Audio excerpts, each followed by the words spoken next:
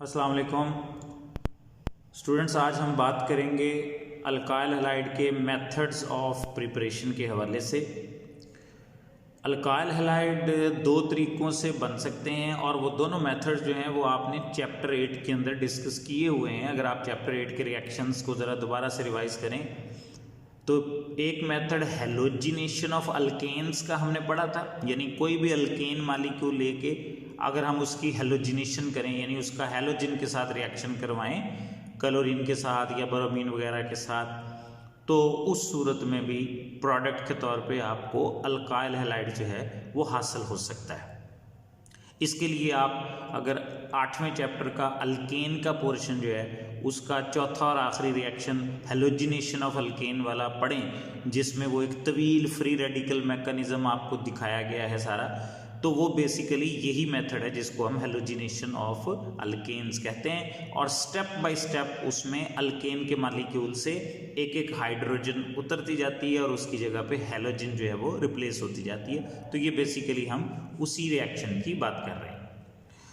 उसके बाद जो दूसरा मेथड है वो है कि किसी अल्कीन के अंदर अगर आप हेलोजन एसिड की एडिशन कर दें, तो अगर आप इसी तरह 8th चैप्टर के अंदर अल्कीन के एडिशन रिएक्शंस हैं उनमें अगर आप सेकंड रिएक्शन देखें जिसमें मार्कोनिकॉफ रूल का जिक्र भी आता है, तो ये वही मेथड है कि अगर हम HX को यानी हेलोजन एसिड को अल्कीन के अंदर ऐड करें तो भी प्रोडक्ट के तौर पे हमें अल्काइल हैलाइड ही हासिल होती है। लेकिन वो कहता है कि जो बेस्ट मेथड है सबसे अल्काइल हैलाइड तैयार करने का वो है अल्कोहल्स की मदद से। तो उसमें उसने आपकी बुक में ये 3 मेथड्स जो हैं वो दिए हुए हैं, तो उन पे ज़रा हम थोड़ी सी मुख्तसर सी बात करते हैं। मसलन अल्कोहल का रिएक्शन अगर हेलोजन एसिड से करवाया जाए जिंक क्लोराइड की मौजूदगी में तो प्रोडक्ट के तौर पे आपको अल्काइल हैलाइड हासिल हो जाएगा। अब आपकी बुक में अल्कोहल के तौर पे इथाइल अल्कोहल जो है वो एज एग्जाम्पल ली गई है। आपको समझाने के लिए ज़रा मैं इस तरह करके लिखने लगा हूँ। आपने इक्वेशन की शक्ल में ही लिखना है एग्जाम के अंदर, लेकिन बहरहाल आप अपने समझने के लिए इस तरह इसको समझ सकते हैं। तो ये इथाइल अल्कोहल है और हेलोजन एसिड के तौर पे मिसाल के तौर पर ये इस तरह करके मैंने हेलोजन एसिड लिख दिया। बाकी वही जिंक क्लोराइड जो है वो इसके अंदर इस्तेमाल होगा समझ लें कि कैटलिस्ट के तौर पे। तो अब इतनी चीज़ यहाँ से ये समझ लें कि वाटर बन के निकल गई, तो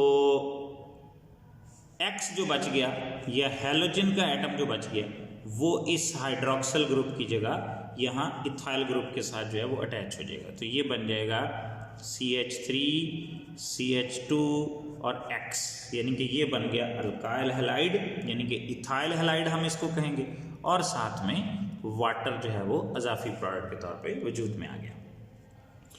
इसी तरह दूसरा मेथड ये है कि अगर अल्कोहल का रिएक्शन थायोनाइल क्लोराइड के साथ करवाया जाए, थायोनाइल क्लोराइड जो है उसको इकट्ठा SOCl2 उसने लिखा हुआ है, मैं आपको अभी इसको खोल के लिख के भी समझा देता हूँ। तो अल्कोहल का रिएक्शन अगर थायोनाइल क्लोराइड के साथ करवाया जाए पिरिडीन सॉल्वेंट के अंदर, तो प्रोडक्ट के तौर पे आपको अल्काइल क्लोराइड जो है वो हासिल होगा।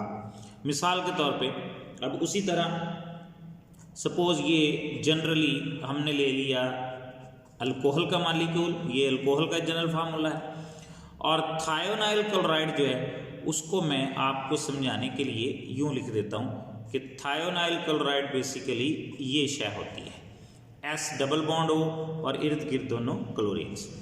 अब आप यूँ समझ लें कि इतनी चीज़ ये यहाँ से HCl बन के निकल गई, ठीक है जी। पिरिडीन सॉल्वेंट के अंदर ही रिएक्शन होना है, इसलिए मैंने ये यहाँ पे एरो पे वो डैश डाल दिए ताकि इसका मतलब ये कि वही पिरिडीन जो आपने ऊपर लिखी थी वही यहाँ पे आएगी। तो ये बन गया HCl।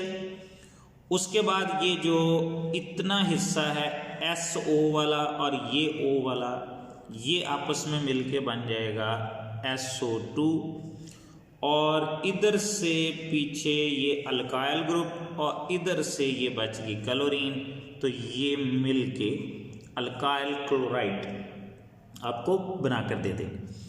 अब इस रिएक्शन के अंदर वो कहता है कि ये जो मेथड है ये ख़ास तौर पे बड़ा मुफीद है, फ़ायदेमंद है, क्योंकि इसके अंदर ये जो अजाफी दो प्रोडक्ट्स बन रही हैं HCl और सल्फर डाइऑक्साइड, ये दोनों बेसिकली गैसियस फॉर्म में बनती हैं। अब मैं इनके नीचे G लिख रहा हूँ, इसका मतलब है कि ये दोनों गैसियस फॉर्म में बनती हैं ये प्रोडक्ट्स, और इसलिए ये गैस होने की वजह से ये रिएक्शन मिक्सचर के अंदर से खारिज हो जाएंगी और आपको जो अल्काइल हैलाइड या अल्काइल क्लोराइड ये मिलेगा, ये बिल्कुल प्योर फॉर्म में, ये खालिस हालत में हासिल हो जाएगा। उसके बाद जो तीसरे नंबर पे रिएक्शन है वो ये है कि अगर अल्कोहल का रिएक्शन फास्फोरस ट्राईहैलाइड, ये PX3 का मतलब फास्फोरस ट्राईहैलाइड है, क्या जनरल फार्मूला मैंने लिखा है, या फिर फास्फोरस पेंटाहैलाइड, इन दोनों में से किसी के साथ अगर अल्कोहल का रिएक्शन हो जाए तो प्रोडक्ट के तौर पे आपको अल्काइल हैलाइड जो है वो हासिल हो जाएगा और उसमें हाइड्रोक्सिल ग्रुप जो है वो रिप्लेस होके उसकी जगह हेलो ग्रुप या हेलोजन का एटम जो है वो आ जाएगा और फाइनल प्रोडक्ट आपको अल्काइल हैलाइड जो है वो हासिल होगा। अब इसमें एक बात याद रखनी है कि अगर आप फास्फोरस ट्राईहैलाइड से रिएक्शन करवाएंगे तो अल्कोहल के भी 3 मॉलिक्यूल ही रिएक्शन में हिस्सा लेंगे, लेकिन अगर आप फास्फोरस पेंटाहैलाइड से रिएक्शन करवाएंगे तो फिर अल्कोहल का एक ही मॉलिक्यूल जो है वो इस्तेमाल होगा। मैं ज़रा आपको खोल के लिख के दिखा देता हूँ। मसलन अगर आपने ट्राईहैलाइड से रिएक्शन करवाना है तो सपोज ये इस तरह CH3 CH2OH, ये अल्कोहल का एक मॉलिक्यूल हो गया, CH3 CH2OH ये अल्कोहल का दूसरा मॉलिक्यूल हो गया, CH3 CH2 और ये OH और ये अल्कोहल का तीसरा मॉलिक्यूल हो गया। और अगर आप इसका रिएक्शन फास्फोरस ट्राईहैलाइड से करवा रहे हैं, मसलन जैसे कि उसने PBr3 यानी फास्फोरस ट्राईब्रोमाइड से करवाया, तो मैं वो भी आपको खोल के लिख के समझाने के लिए ऐसे लिख देता हूँ ताकि आप समझ जाएं। तो अब यहाँ पे ये PBr3 को मैंने ऐसे करके लिखा है। आपने एग्जाम में इस तरह नहीं लिखना, एग्जाम में आपने इक्वेशन की शक्ल में लिखना है। ये जस्ट आपको समझाने के लिए मैं लिख रहा हूँ कि ये असल में हुआ क्या। तो ये इतनी चीज़ यहाँ से, ये इतनी चीज़ यहाँ से निकल जाएगी, क्या बन के H3 और ये P और ये O3, यानी कि ये फास्फोरस एसिड जो है वो बन के तो इतनी चीज़ यहाँ से निकल जाएगी। बकाया ये जो बरोमीन बची, ये बरोमीन इस हाइड्रोक्सिल ग्रुप की जगह पे यहाँ जा लगेगी, ये जो बरोमीन बची ये इस हाइड्रोक्सिल ग्रुप की जगह पे यहाँ जा लगेगी, और ये जो बरोमीन बची वो इस हाइड्रोक्सिल ग्रुप की जगह पे यहाँ जा लगेगी। तो ये इथाइल बरोमाइड के 3 मॉलिक्यूल समझ लें कि आपके पास हासिल हो जाएंगे। तो ये इस तरह आपको इथाइल बरोमाइड हासिल होगा।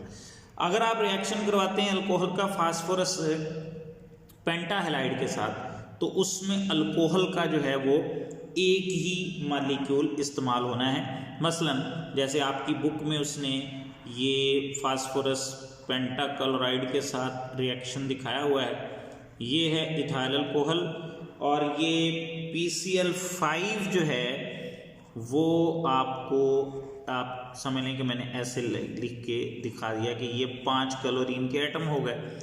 अब जब इसका रिएक्शन होना है तो ये इतनी चीज़ यहाँ से HCl बन के निकल गई, और उसके बाद ये एक ऑक्सीजन बच गई और ये फास्फोरस और ये 3 क्लोरीन यहाँ से, तो ये बन गया POCl3 यानी फास्फोरस ऑक्सीक्लोराइड इसको कहते हैं। तो ये फास्फोरस ऑक्सीक्लोराइड बन गया। बकाया ये यहाँ से इथाइल ग्रुप बच गया और ये यहाँ से क्लोरीन बच गई, तो ये बन गया इथाइल क्लोराइड। तो ये आपके पास समझ लें कि ये अल्काइल हैलाइड का मॉलिक्यूल जो है वो हासिल हो गया। तो इस तरह ये आपको यानी कि अल्कोहल से अल्काइल हैलाइड तैयार करने के हवाले से सारी इन्फॉर्मेशन जो है वो यहाँ से मिल जाती है। उसके बाद एंड पे वो कहता है कि अगर आपने स्पेशली ये ख़ास तौर पे अल्काइल आयोडाइड तैयार करना हो, अगर आपने ख़ास तौर पे अल्काइल आयोडाइड तैयार करना हो, तो अल्काइल आयोडाइड तैयार करने का सबसे बेस्ट तरीका ये है कि चूंकि आपने अल्काइल आयोडाइड बनाना है, इसलिए अल्काइल आयोडाइड को छोड़ के बाकी कोई भी अल्काइल हैलाइड आप ले सकते हैं। ठीक है जी, अल्काइल क्लोराइड ले लें या अल्काइल ब्रोमाइड ले लें, ठीक है जी, कोई भी यानी कि आप इस तरह ले लें और उसका रिएक्शन जो है वो आप किसी ऐसे साल्ट के साथ करवाएं जिसके अंदर आयोडीन भी हो, जैसे कि उसने सोडियम आयोडाइड के साथ रिएक्शन करवा दिया है, यहाँ पोटेशियम आयोडाइड के साथ भी हो सकता है, लेकिन बहरहाल आपकी बुक में उसने सोडियम आयोडाइड लिखा है। तो आयोडीन वाले साल्ट के साथ यानी सोडियम आयोडाइड के साथ आपने रिएक्शन करवा दिया, तो प्रोडक्ट के तौर पे आपको अल्काइल आयोडाइड जो है वो हासिल हो जाएगा। मसलन जैसे अब यही रिएक्शन आप यहाँ पे गौर करें, तो ये अगर मिसाल के तौर पर मैं अल्काइल क्लोराइड का रिएक्शन करवाऊँ सोडियम आयोडाइड के साथ, तो ये इतनी चीज़ यहाँ से NaCl बन के अलग हो जाएगी और अल्काइल ग्रुप और आयोडीन ये मिलके अल्काइल आयोडाइड बना देंगे। या इसी तरह अगर मैं अल्काइल ब्रोमाइड ले लूँ और उसका रिएक्शन सोडियम आयोडाइड से करवा दूँ, तो इतनी चीज़ यहाँ से NaBr बन जाएगी, यानी कि सोडियम ब्रोमाइड बन के अलग हो जाएगी और अल्काइल ग्रुप और आयोडीन ये मिलके अल्काइल आयोडाइड बना देंगे।